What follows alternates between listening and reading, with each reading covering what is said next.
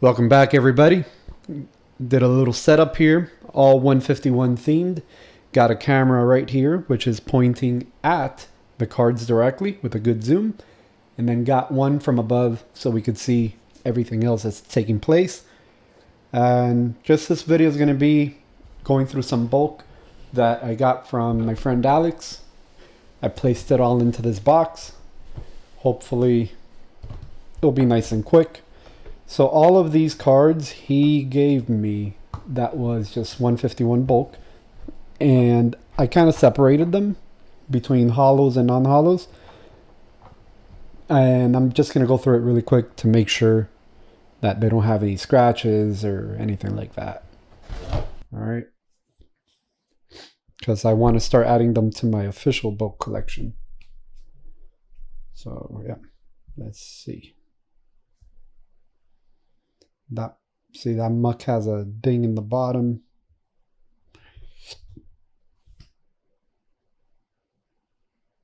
That has a ding as well.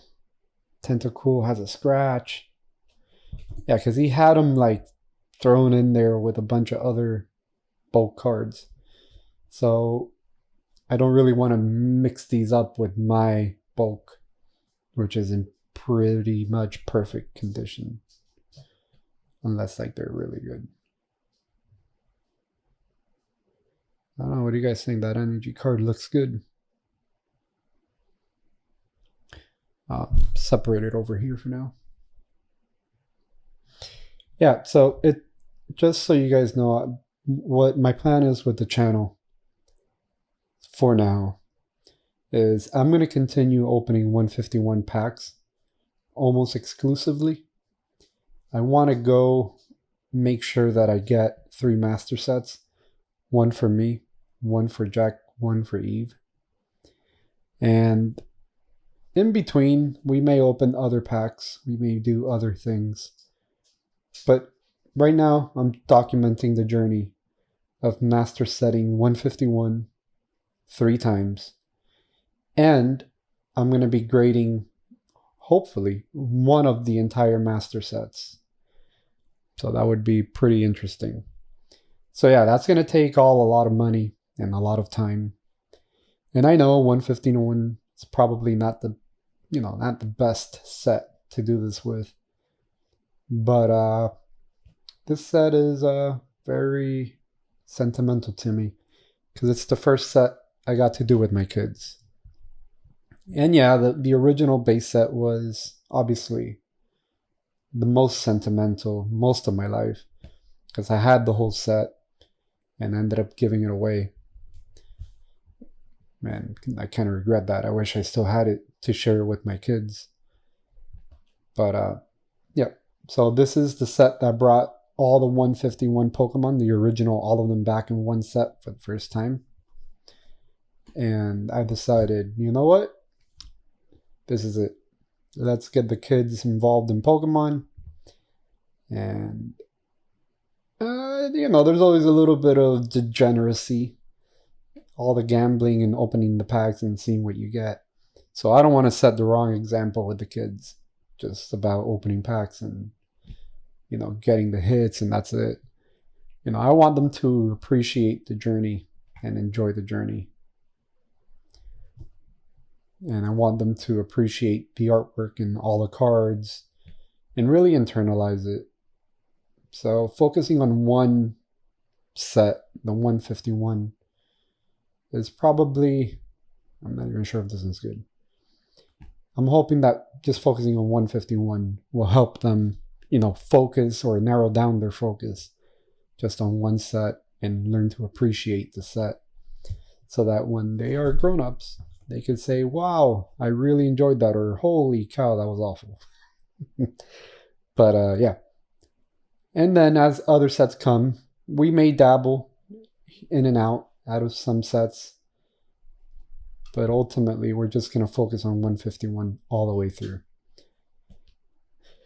I also have some plans to do different sort of content.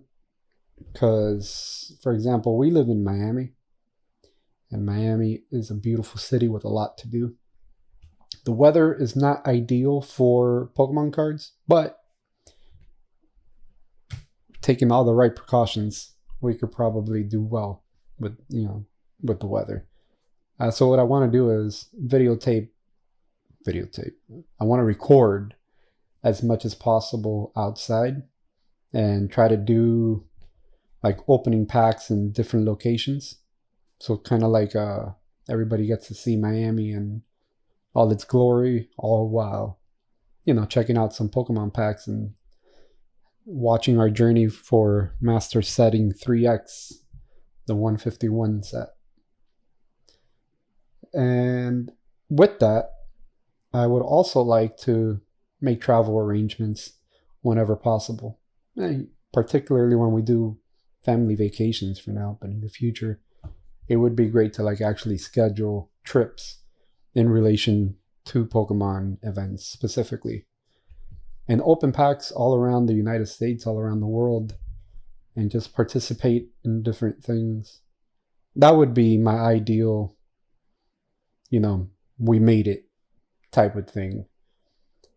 And yeah, the money would be helpful if YouTube content does pay out any money. It's not what we're after, but it would be great because it is an expensive hobby, and going through so many thousands and thousands of dollars, and we've only just begun, and I can't imagine going through all that money, just traveling and all that stuff. It's going to be pretty brutal.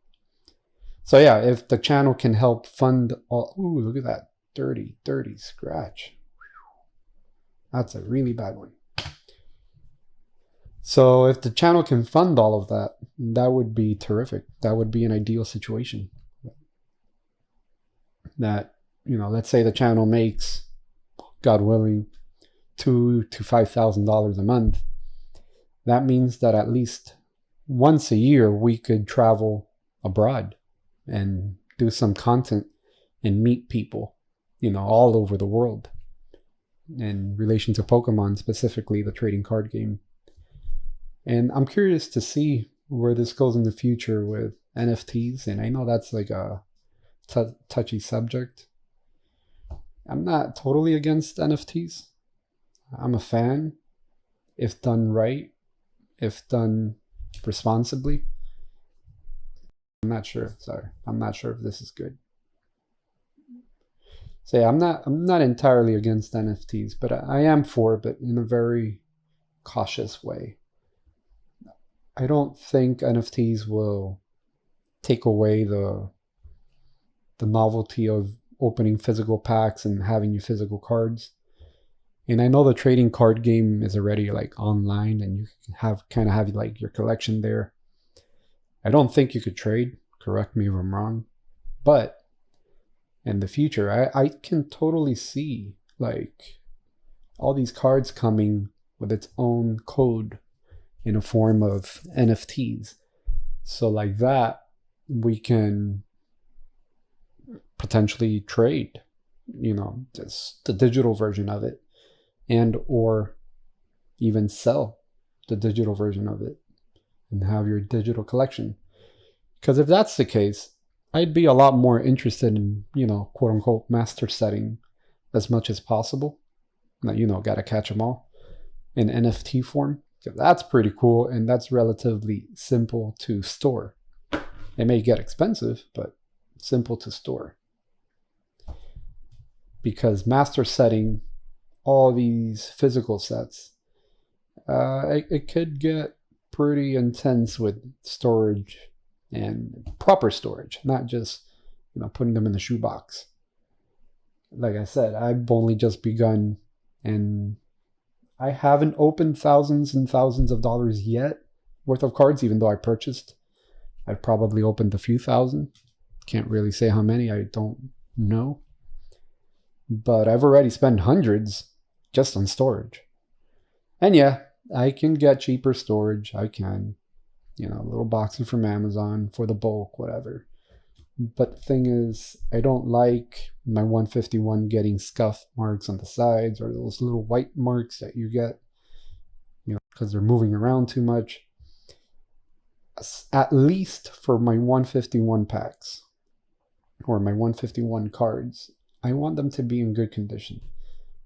And I'm looking at all these backs and they feel like they have like weird lines here. I don't know. You see those lines? A lot of them have it. I don't know if that's... Let me see if these other ones have it. So many of them have it.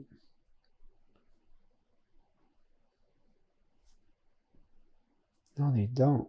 It's just a bunch of those. It was like apparently that first batch I picked up, for whatever reason, they have all that. Anyway, so all those, see, look, it has it there. Dang. Right there. These don't have it. I don't know. I'm also very picky about, these are my cards. These are not my cards. I did not open these, so I really don't know where they've been. I know when I open packs, I really go out of my way to make sure that everything is handled with so much care. But anyway, when time passes, years go by, I always want to have my 151 cards, even the bulk, in as good of a condition as possibly can. Because, in the future, if they do have any value, I'd like to sell some bulk, the bulk cards. Maybe people are trying to master set by that time. And let's say this new arena, for example, right now it's what? I have no idea. Maybe I'll find it and post it. Let's say, for example, it's worth 1 cent today. Completely inexpensive, hardly worth shipping. You could just, whatever, like basically sell it for a quarter, so just so you could pay for shipping. The card has no value. But let's say in the future, that card can be worth, $1, for example. And I have thousands and thousands and thousands of bulk cards. That's a lot of money that, that can go towards Jack and Eve's education. It could go towards funding the next venture in our business life, or even go to this channel if it's hopefully still alive. The whole Driium brand is something that I've been dreaming about for years. Probably since 2015, but officially since 2016. And I guess I could go into detail here. Might as well while I'm doing all this. What I want with Driium is, again, I don't have the right vocabulary. I'm kind of just going to wing my thought process. I don't really have it all really planned out and thought out properly. But I want it to be a recognized brand in whatever content that it is producing, because I plan on doing something in relation to Cybertruck, because I am going to be getting a Cybertruck, and I want to make some content around investing. Not that I want to give financial advice or anything crazy, just some, oh look, that one's scratched, bent or something. Just want to talk about investing and, be in that world, because I really enjoy it. Ever since I learned about investing, it's completely changed my life. And I want to make a channel on that as well. And everything with the brand, the Driium brand. So, for example, this channel is Driium TCG. And then this one's meant. The other channels will be whatever, Driium something. I haven't really thought about it yet. And it's just anything that I have interest in, or my kids have interest in.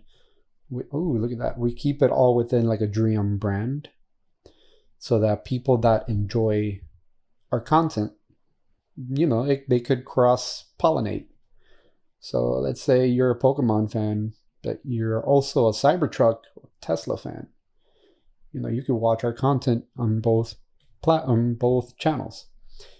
And for example, I want to do like road trips on the Cybertruck. And obviously I will be documenting those road trips for the Cybertruck channel. But simultaneously, I'm going to be filming for Pokemon content, opening packs in all the different places we travel to. And that's cool. But then simultaneously, I could speak about the investments of Pokemon and or stocks and or real estate or whatever type of... Wow, this one has like a weird cut. Talk about all those different types of investments that I am into at that time, whatever it may be. Right now, I strictly invest in stocks, period. Kind of want to do real estate a little bit. I am a real estate agent, but it's a lot of work. I don't want to manage. I don't want to pay a manager. I don't want to deal with it. I have enough things in my life. I run a business. Ooh, that one has a weird thing as well. So I just kind of want to like passive invest and let it just grow in time. Super boring, but super interesting to those who care. I'm willing to listen to a video that's 2 hours long about just some guy rambling like I'm doing right now about investing in whatever he is interested in, just to hear his point of view or hers. I enjoy that a lot. So I want to make that type of content as well. And everything will be Driium branded, which will be cool. But I gotta say, the making of the content isn't bad because I enjoy it. Like, this is very enjoyable to me. Finding the time is pretty rough, especially with nobody interrupting me. Jack and Eve are always around, and my wife, my animals, family in general. It's a lot going on, so I gotta,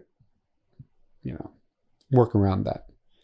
But I could make all that happen and produce content for all these things. But the hardest part is definitely ooh, that has a weird thing. Hands down, the hardest part is going to be editing. I do not enjoy editing whatsoever. I enjoy branding. I enjoy, creating a brand, creating a business, and all the intricacies of it. So I like that. But I do not like sitting down and editing a video, cutting, adding, looking for gifs, being funny, being clever, color coding, color correction, audio perfection.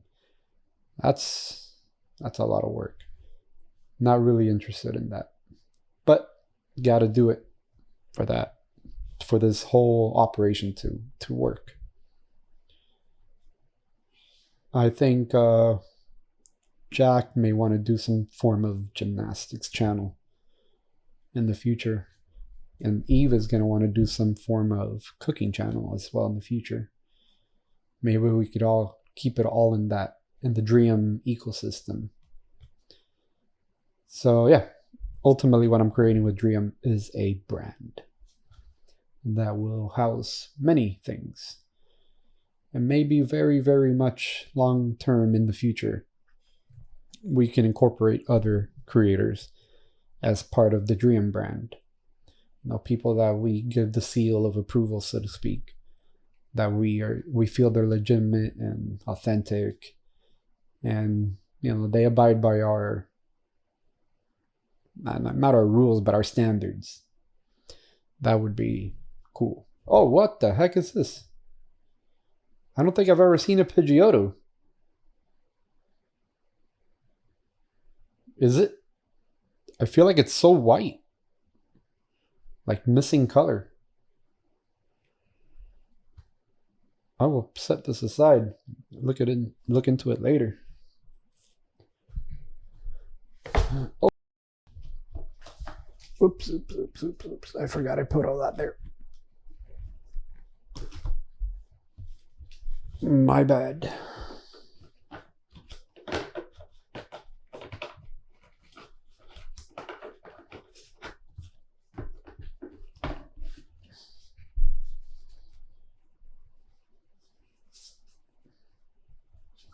and I put them all upside down. That bothers me.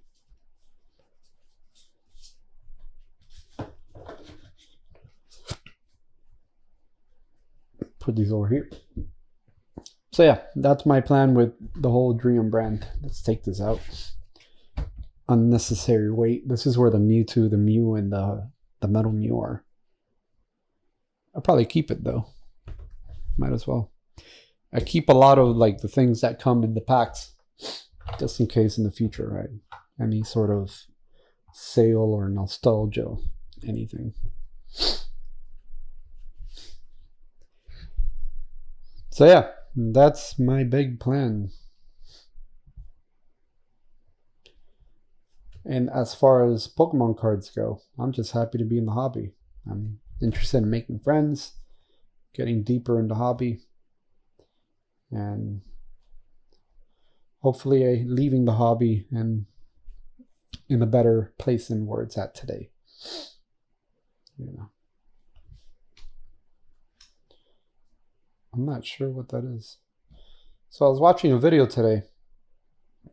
A creator called Nostalgianomics. It seems to be controversial. A lot of people seem to not like him.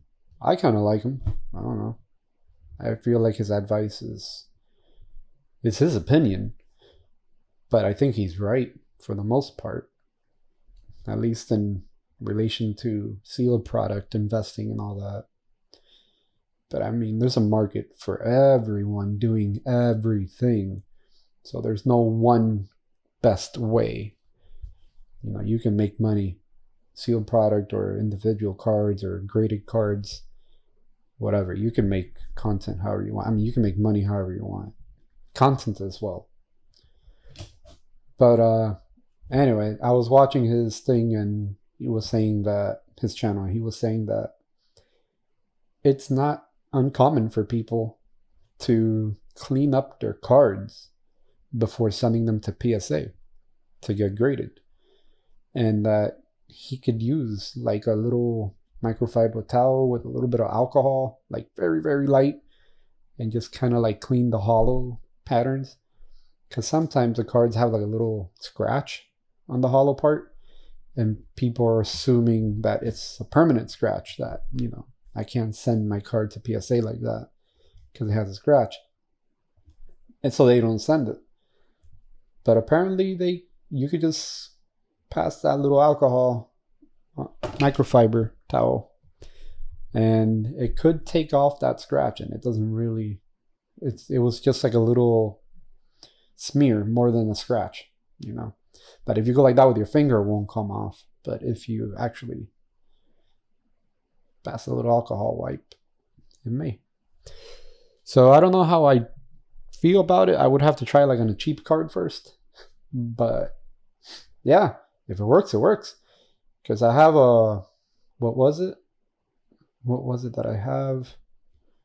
Just, I think it was a Blastoise full art that has like a weird thing. And I'm like, man, I'm scared to like go like that to it. But I guess, you know, I can't grade it if it has it, so I might as well give it a shot. Because even if it's to sell it, it may not sell for much because of that. So might as well give it a shot. See, it has these weird things. I don't know if you can see that. You see that right there? Right there. It's like if it was a bend. I don't know. I don't like it. I'm not sure what I'm going to do with all these cards. I may not do anything with them. I don't think it really matters, to be honest. So, like I said earlier, I want to grade every single one of them. Or every single card in the set. You know, everything. Even the commons, the uncommons, the hollows, reverse hollows, all of it, non-hollows. All of that. I want to try to grade it all. And hopefully all PSA 10s, that would be ideal. Ultimately, long term, I may actually... Ooh, my leg just fell asleep. I may actually go for all PSA 10. You know, not 3x master setting PSA 10s, but I may try to get PSA 10s for every single card one time and put it like in a safe in a safe or something now, or display it somewhere in the house. Oh man, I like this Mr. Mime. Pokerev, I respect you, brother, but damn, don't hit on Mr. Mime. He's just a guy or gal or Pokemon just doing his thing. It's a nice card.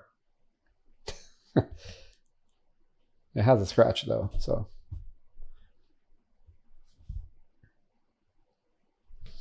Yeah, Pokerev is one of the first YouTubers that I found in the space now that I've been getting back into it.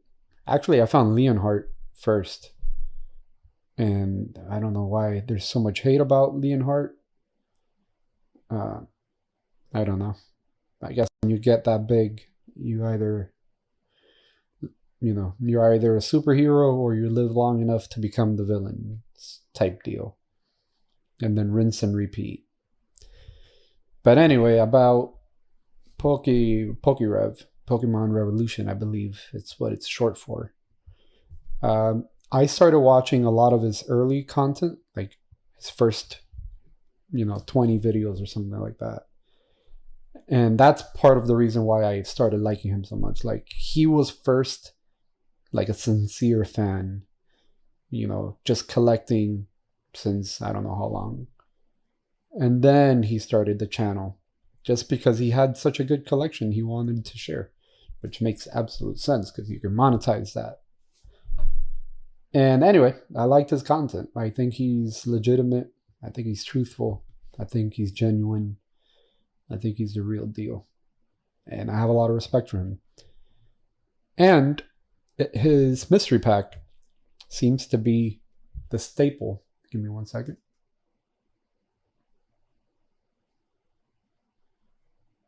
Oh, one camera stopped recording. Oh well. Anyway, his mystery pack seems to be the staple product for everybody to copy. His mystery boxes, his mystery case, or mystery packs. Pretty good.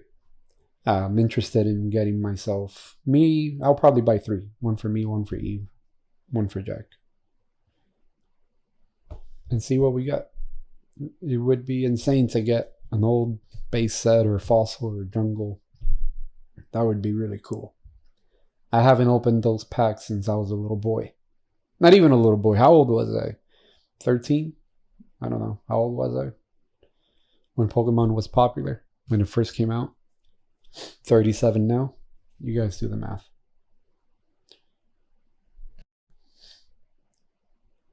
Alright. Ooh, that's really nice. So yeah, these energies... This is not the one that has the swirls. This is the one that has like the stars, I guess. Even though it kind of has a swirl up there. But I saw somewhere that there's some that have more value or more collectability because they have more swirls. And some don't have any swirls. And that there are actually different printing that took place, or printers, or printing locations, or batches. I'm not sure. But something about it. But anyway, there's different types of holographic energies coming out of the 151 set.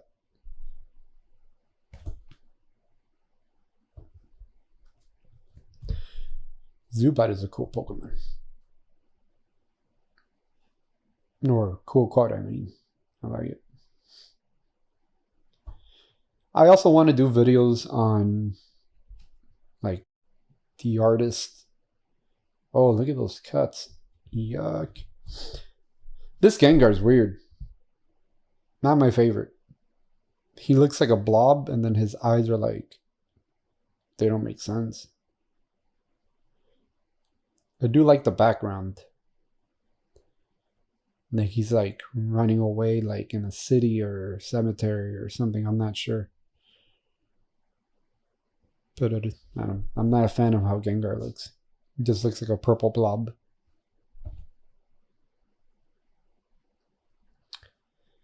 Oh, really quick. Another reason why I want to keep all the bulk is because in due time, you know, people are going to find like misprints and certain quirky things about them that are going to change the value and collectability of it. And, you know, at that time, I'll go back and go through all this bulk again, trying to see if I have something like that. Like I enjoy like a misprint or something. I enjoy that. I actually have a Rhydon that is darker than the other ones, or lighter. Like one's dark, one's light, I'm not sure. Because I don't know. I don't know if it was like the printer was like wrongly calibrated. I don't know. But yeah, I have one. I forgot what I was talking about before that. I know I was talking about PokeRev. And then I started talking about the packs that I want to get him. I think he's genuine. I don't remember. But as for Leonhardt, I enjoy his content as well. I mean, what do they do nowadays? They basically open packs. Period.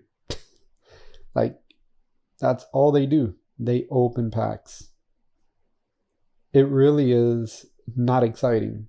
I mean, they open old packs that are, you know, very expensive, and they open a lot of them because they have the access.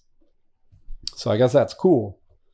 But ultimately, all they're doing is opening packs for the most part.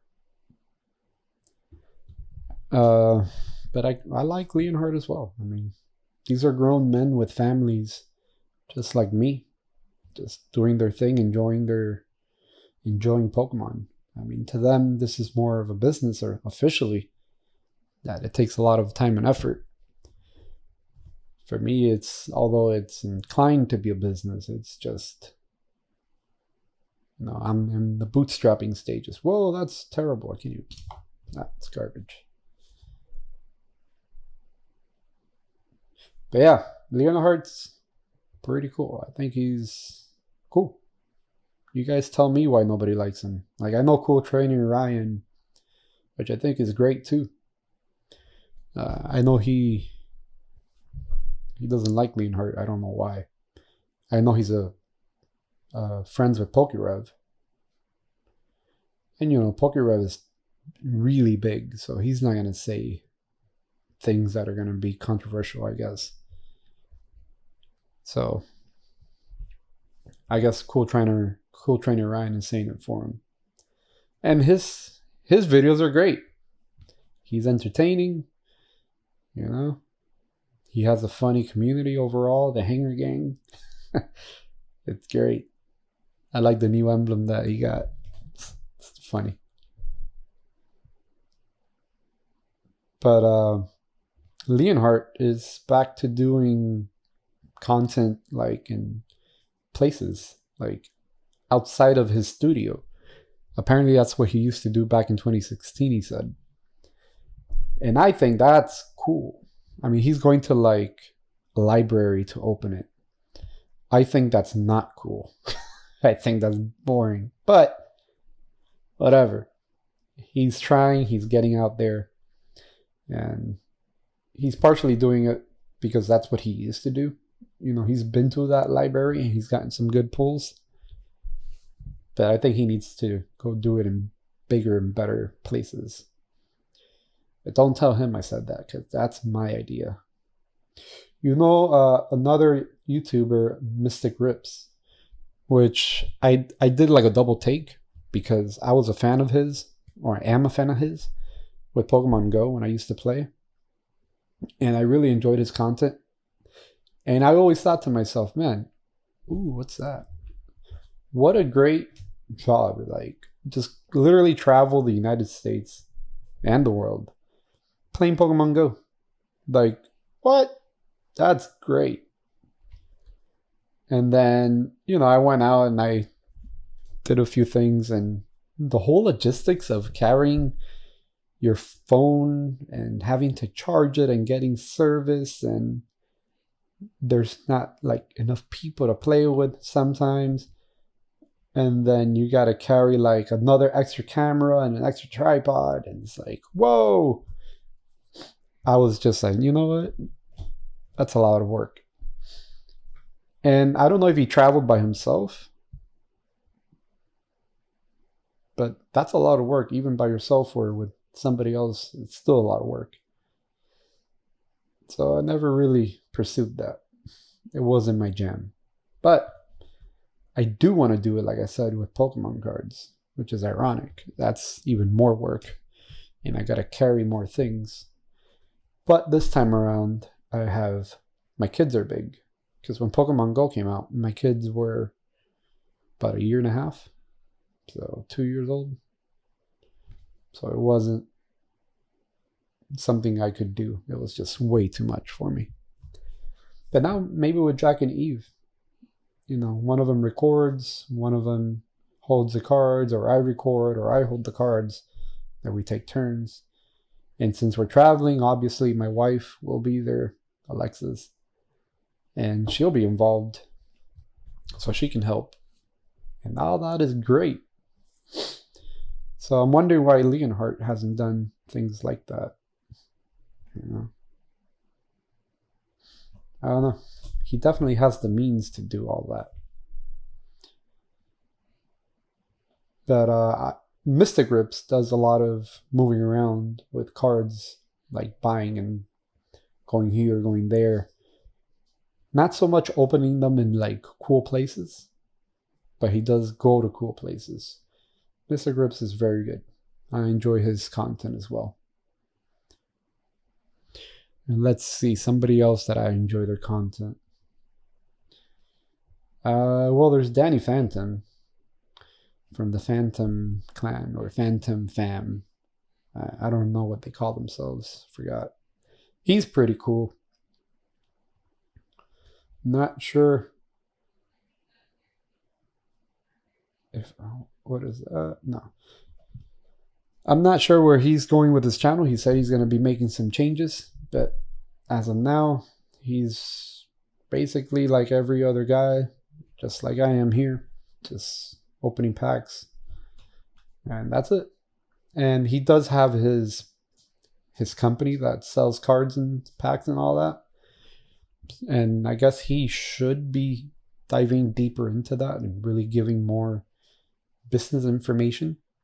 Oh, like Pokémon, terrific. I think his name is Brian. That I really appreciate his content. I find it very entertaining. I can listen to him all day long, just talk about whatever the heck he's doing, because he speaks nice and slow. He doesn't make things complicated, or I don't know. He just seems very authentic. And Danny Phantom speaks very fast.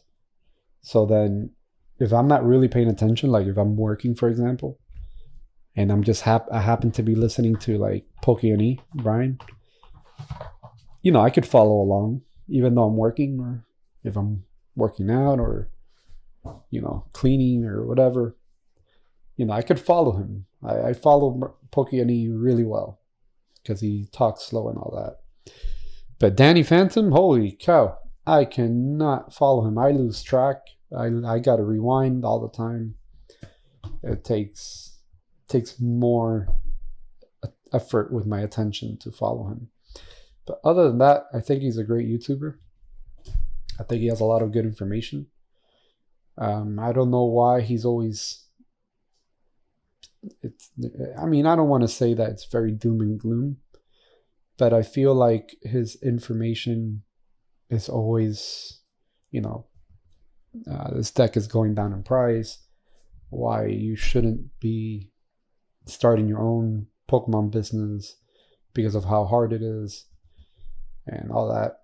And, you know, he's right. It is harder now than it was when he started.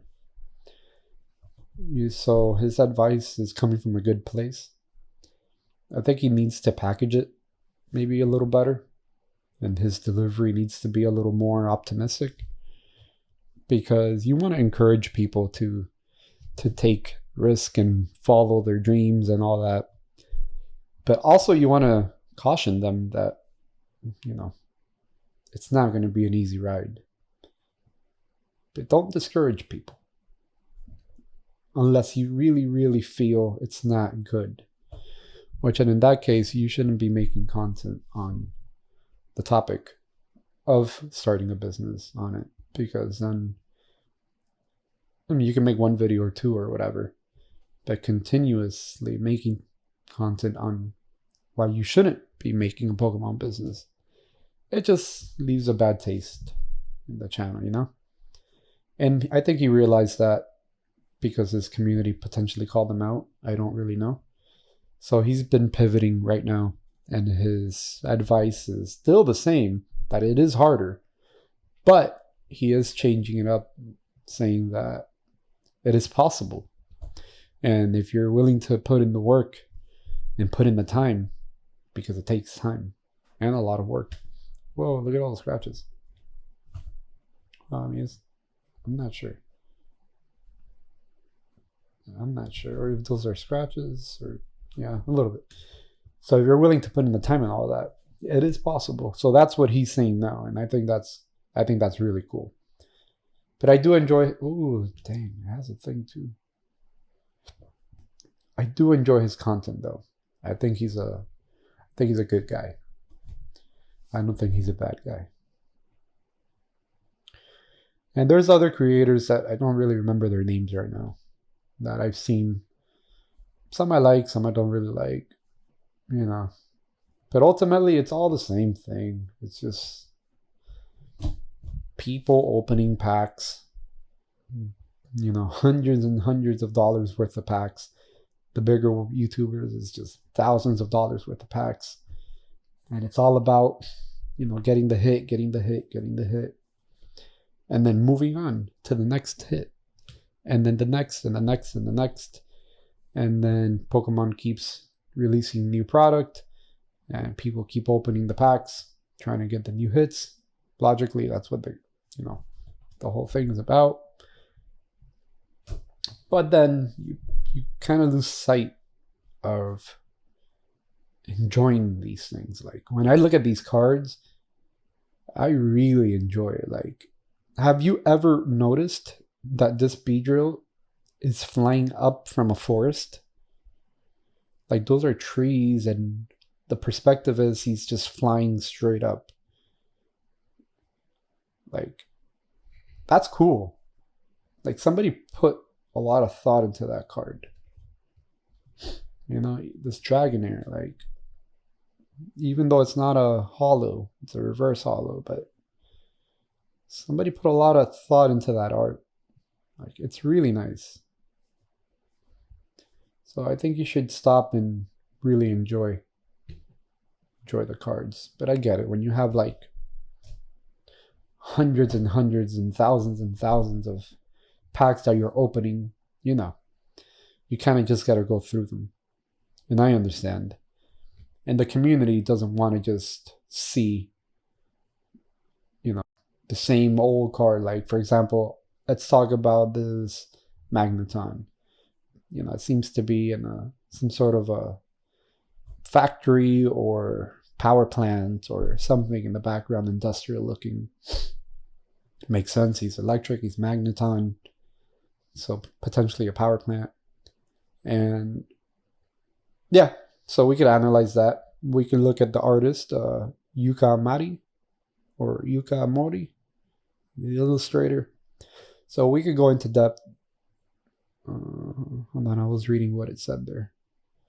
3 Magnum are linked by a strong magnetic force. Eraches?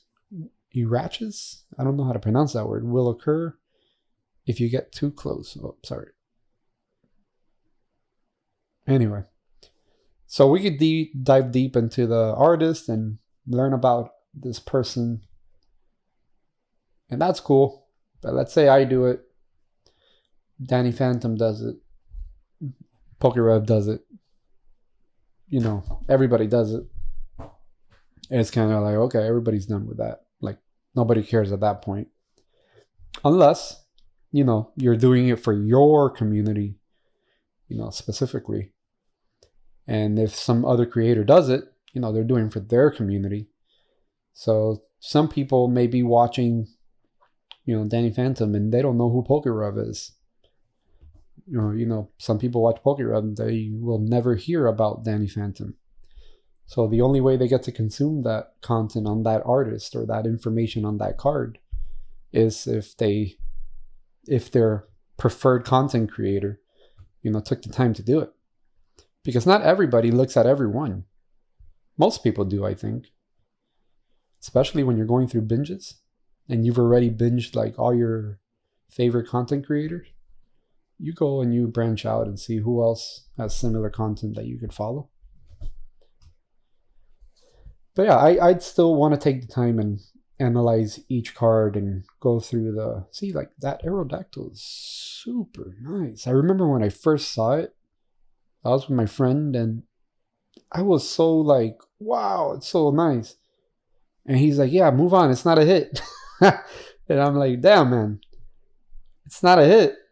Which is absurd because it's a holographic rare. Which in my book, way back in the day, this was a hit.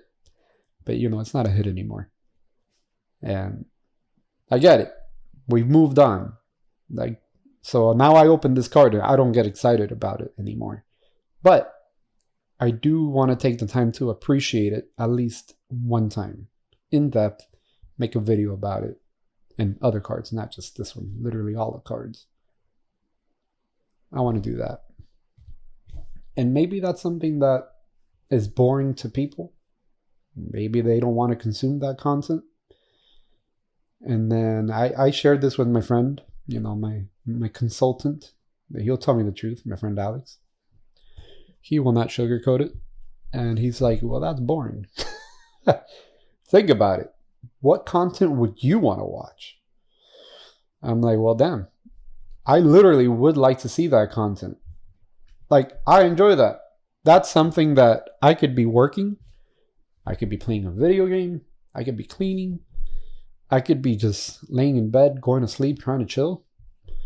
And that is some good information, just information that I would enjoy to consume in a very chill format without like craziness and people screaming, new pack, new pack, just for fun, just for information.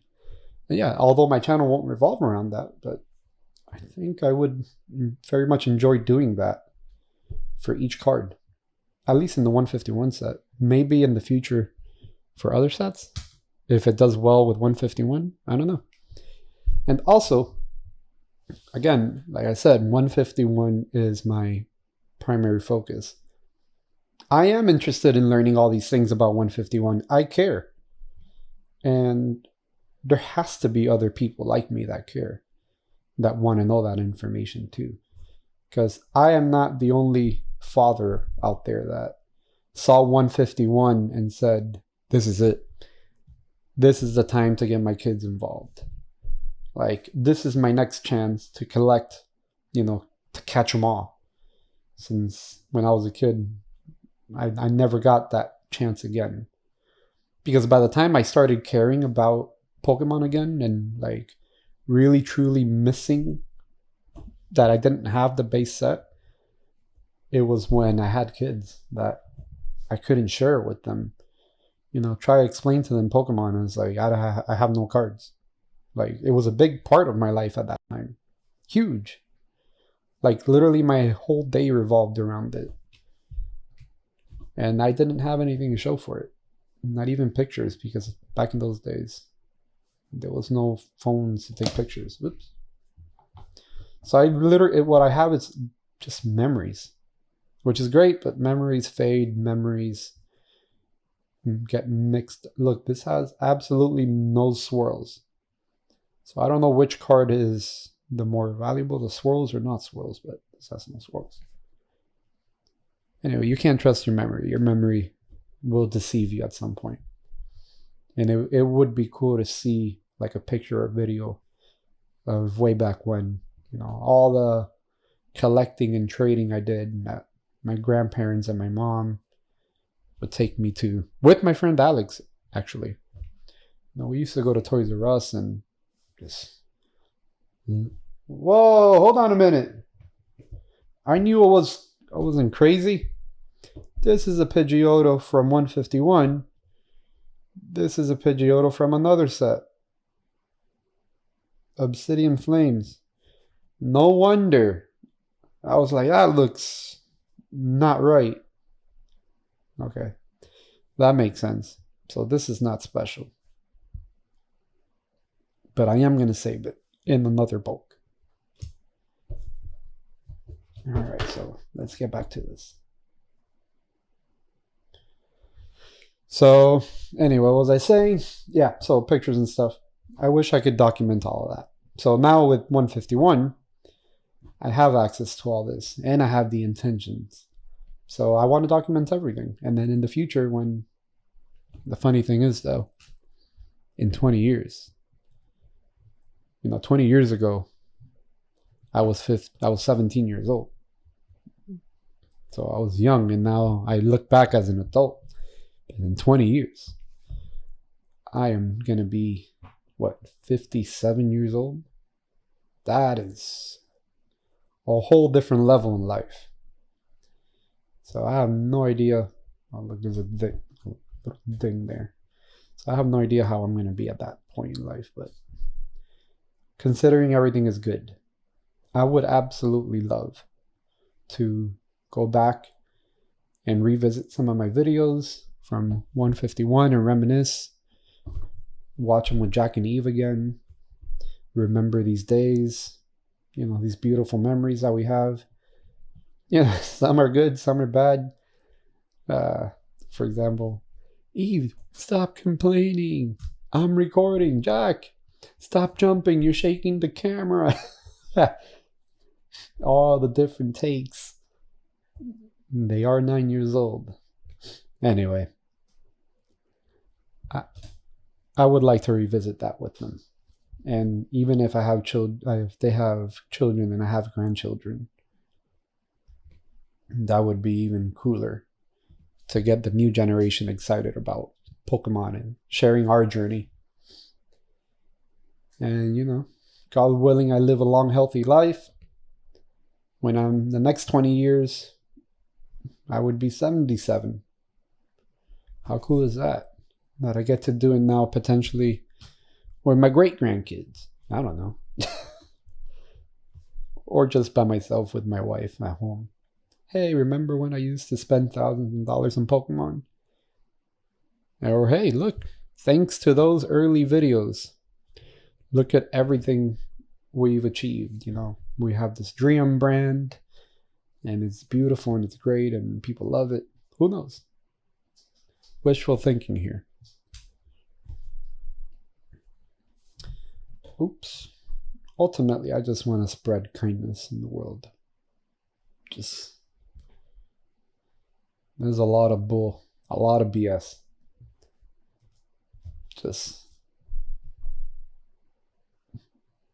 Just want things to be as good as possible.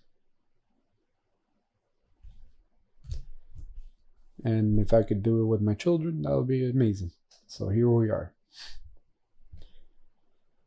So then,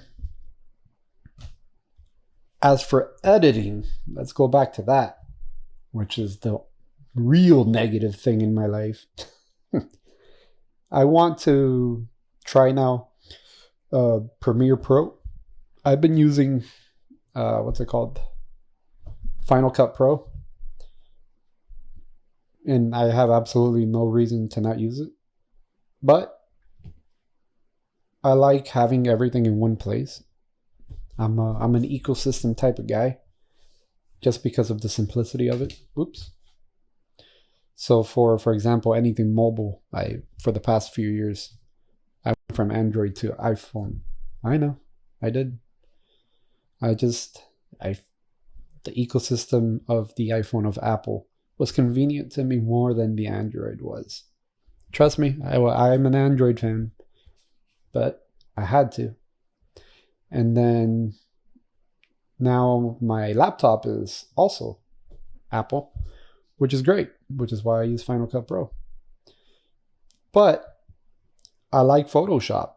I don't want to use Canva, so I use what's it called, the other one? Adobe, dang. Well, the one that does competition for Canva, I forgot what it's called. Anyway, all this is just regular. I guess I could go through it quick. These are non-holos. I'll go through it quick. What's the one, the Adobe one? It's not Firefly. Firefly is the AI version of it. I forgot what it's called. Anyway. I use that Adobe product that does competition with Canva. And I like Photoshop because I used it when I was a younger guy. I don't really know how to use it well, but I know how to use it. And I like that the whole cloud service that it has, everything lives there. I could access it on my Mac or on my PC because my main computer is a PC. But I do all my editing on my Mac because just Mac laptops, I feel, were better for me.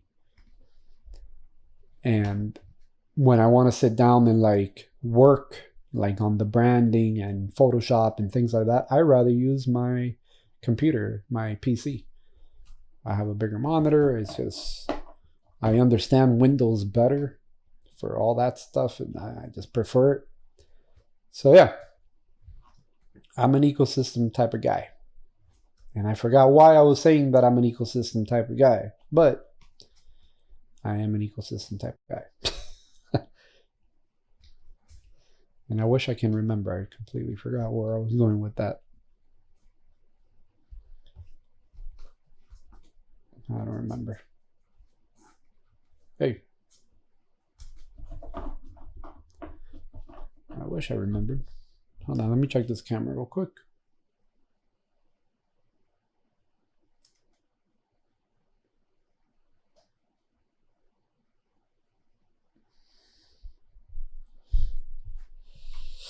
All right. Oh, I remember. Because of the Adobe Premiere and all that. So yeah, I'm going to try Adobe Premiere so that I could do all the editing on the Premiere, Adobe Premiere Pro. And then I could just do my Photoshop stuff on Photoshop, and it's all in the same ecosystem and I don't have to worry about it. And blah, blah, blah, blah, blah. I enjoy it. And that's that.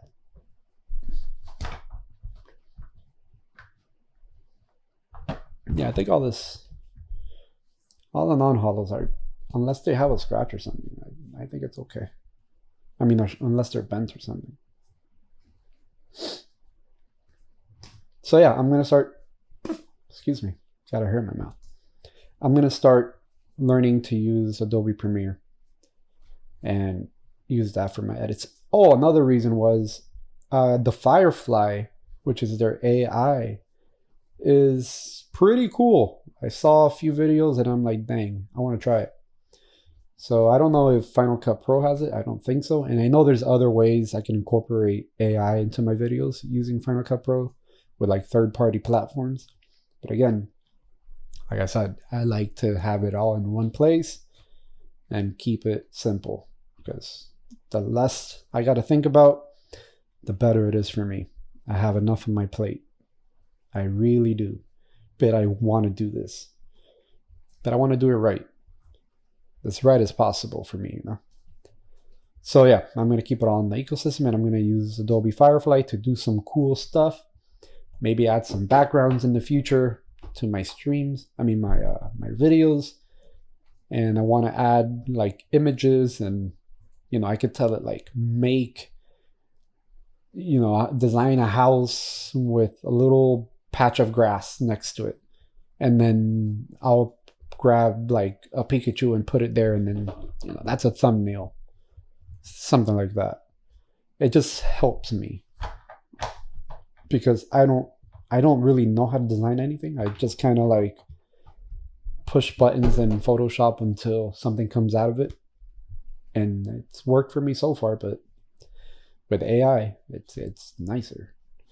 And ultimately, you know, I'm going to have to like outsource design things, maybe on Fiverr, or get myself an in-house editor slash artist, graphic designer.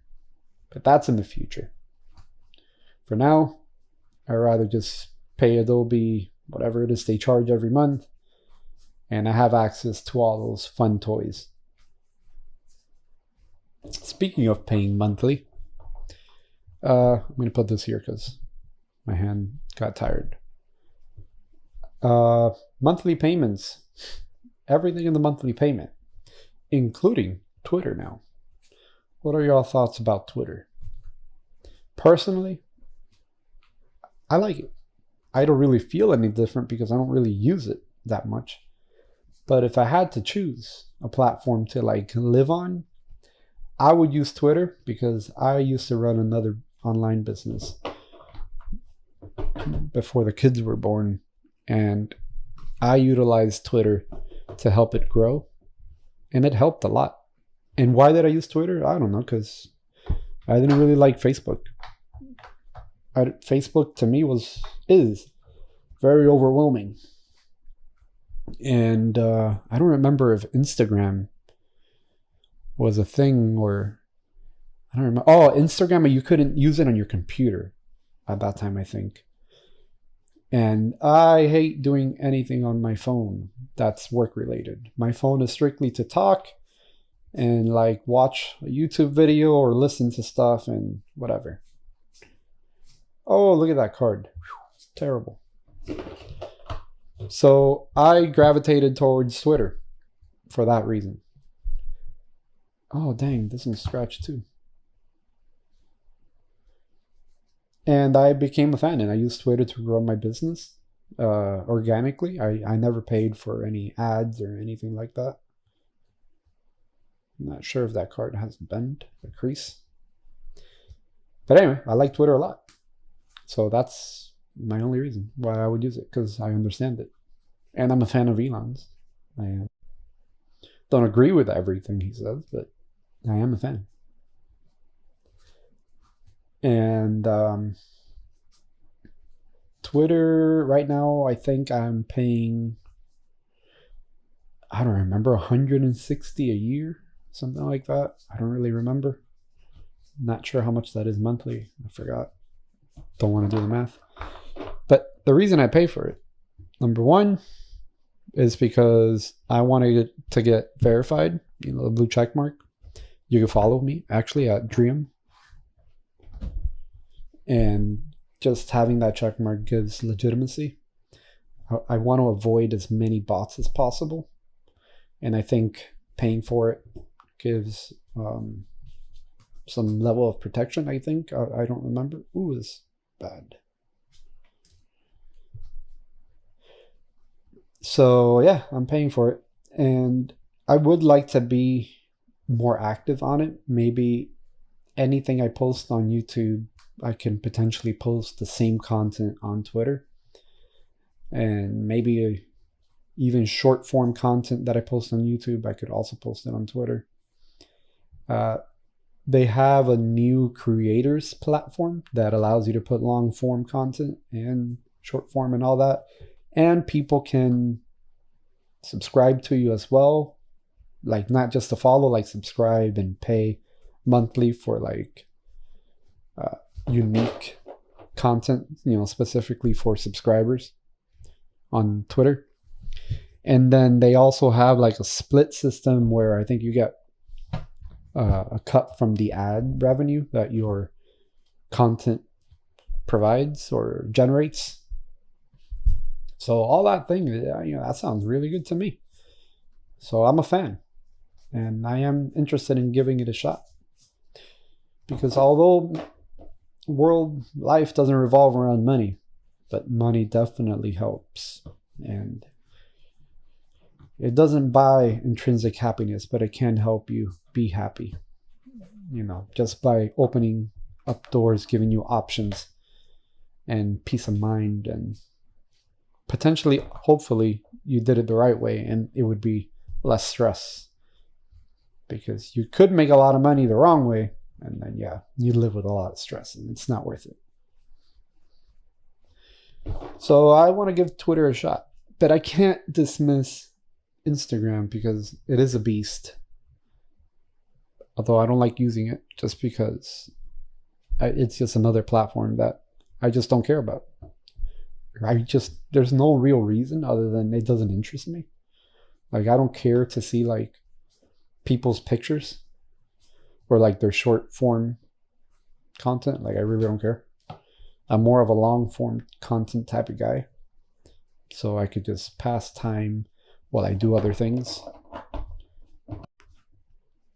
And it seems that Twitter, well, YouTube for sure is the place for that. But it seems Twitter is going into that as well, giving you that option as well. And obviously the elephant in the room is TikTok, which you cannot ignore TikTok. Like, if you ignore TikTok, you're just being ignorant, because TikTok is a beast. And I do like TikTok more than Instagram. Recently, I mean, I don't consume it personally at all, but ever since I started Driium, back in, look at that scratch. Back in September, when I first got into Pokemon, so I'd say right around that time, late September, early October, I started officially like branding Driium. It's something I've had since 2016, but like branding it around the trading card future that I'm planning for it, the Pokemon future. What is that? It has like a thing. Oh, now I scratched it. Anyway, I started using TikTok because a friend of mine, his name is Brian, he tells me, hey, you could buy some UPC on TikTok for like $70, like the 151 UPC. This is when they were selling for like $120 in the stores. And I'm like, what? I had just spent, I don't know, thousands, like $2,000, something like that, on UPCs. And now he tells me that they're being sold for like $70. And I'm like, man. Again, I'm new to the hobby, modern hobby. I'm new to it. Like, I never anticipated prices would go down so soon, I thought maybe at some point, but then people are going to want to like collect it, so it's going to go up. I don't know what I thought. I'm a beginner here. So I just been buying it at full price the whole time. And TikTok's meanwhile selling things like almost half price for a lot of things. And I'm like, man, I just literally spent all the money I had for that point in time. So I was only able to like pick up 2 or 3 extra ones. But anyway, for that reason, I made a TikTok account. And I'm like, well, since I'm going to be on TikTok buying, I might as well be on TikTok creating content too, right? Well, again, I don't like using my phone. So I haven't done it. I did a little bit. I did it one day. I did a few videos, maybe 1 or 2 days. But yeah, I think whatever content I make for YouTube, I'll cut it and put it on TikTok and put it on Instagram and put it on Twitter and put it everywhere. And I don't know if that's the right move, or eventually I would probably be needing to make unique content. Ooh, look at that card. It has a bunch of stuff. Unique content for that platform that would do well on that platform, rather than just putting out content just for the sake of putting out content, which probably wouldn't help so much in your algorithm because people won't stay long or whatever. I'm not sure how the other algorithms work. But at least in the beginning, just to build some sort of a fan base or momentum or get some eyeballs, and then we'll pivot and adjust accordingly. And I say we because I asked my wife to help me with that. We'll see if she's interested. But I get it. It's a lot of work. So, well, I think I'm done. Oh no, I have one more bit down here. Well, I'll start the outro then. So in regards to all the socials, you could follow at Driium pretty much on every single one of them. And why are they not Driium TCG? Well, that's because, like I said, I want Driium to be a global brand, so to speak, that's going to house different forms of content, different topics and all that. So that's going to all live on social at Driium. And then in YouTube specifically, we'll be having different channels for different content so that the algorithm does its job that it's meant to do. And if I need to adjust that and make different channels or different accounts, like on Twitter, different ones and stuff like that, and then I'll adjust and I'll do that as well in the future. But for now, everything is at Driium. And if you have any doubts of if it's our account or not, or you forgot what it is or whatever, you can just make it real simple. Go to driium.com and everything will be in driium.com. You know, you will be able to see all our YouTube information there, all our YouTube videos, Twitter, TikTok, Instagram links, all that. In the future, I may be doing some sort of stores to sell like bulk product and, you know, all the hits that I get, because I do plan on opening packs like all the other YouTubers, and I don't particularly care about all those cards I'm going to be opening. You know, I'm going to be opening it for the sake of content. And all that stuff, I'm going to be giving away stuff. I'm going to be selling stuff. And also, well, I don't know if I'll ever do like mystery packs, but I would make like one idea. I don't know if anybody's doing it. Instead of like selling like a mystery pack or just giving away like the hits, for example, like everybody gives away like the hits. I want to try to like, for example, I open a whole box of whatever set, a whole case. Obviously, that's hundreds of cards. I can make from that several packs, like my own packs. And those packs, I could give them away. Instead of selling them, I could give packs away. But these are random packs that I'm going to create. So one pack may have like 4 hits. One pack may have absolutely no hits. But it may come with a coupon for our store. Or it may come with like something cool. I don't know. Just thinking out loud here. And things like that. Anyway, let me see. Yeah. So I have a bunch of ideas coming. And all of that would be found on driium.com, which is our website. And driium.com is also going to have all the information for, you know, the Cybertruck videos in the future. And if Jack does gymnastics video, Eve does cooking videos, you know, whatever it is that we do in our family, in our ecosystem, it would all live on driium.com, our website. So if you guys enjoy this type of content, which I enjoy making, and I enjoy listening and watching it from other creators, let me know if you enjoy it. I really appreciate that. This is, so far, it's an hour and 14. I don't know how long it would be with the edit. But if you enjoy it, let me know. If you don't enjoy it, let me know. I take criticism well. Constructive criticism is especially helpful. And although I will try to listen to everybody and, you know, try to give what the community wants, this channel is mine, you know? It's my kids. And the content is going to be content that we want to make. And hopefully there's people out there that are going to want to consume the content that we want to make, that we want to share. Because if not, then there's no point in doing this, because it's not fun for us. It just becomes work. And honestly, I could just go work if I wanted to be working, you know. And the kids are not going to be motivated if, you know, they have to do a specific type of video. That's not fair to them. So we're going to do what we like, but we will take constructive criticism into account and make changes where we need to. And yeah, let us know if you like this type of content. I appreciate you all being here. Sincerely, thank you.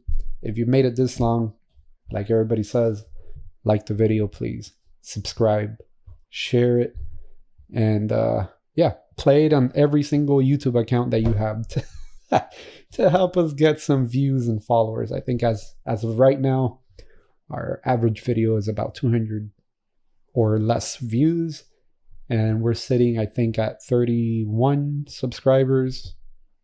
I'm not sure if it was 31 or 37. Today is January 6th, 2024. I hope you all had a happy new year. Make 2024 the best absolute year you could ever have. And see you in the next time. Appreciate you all. Thank you.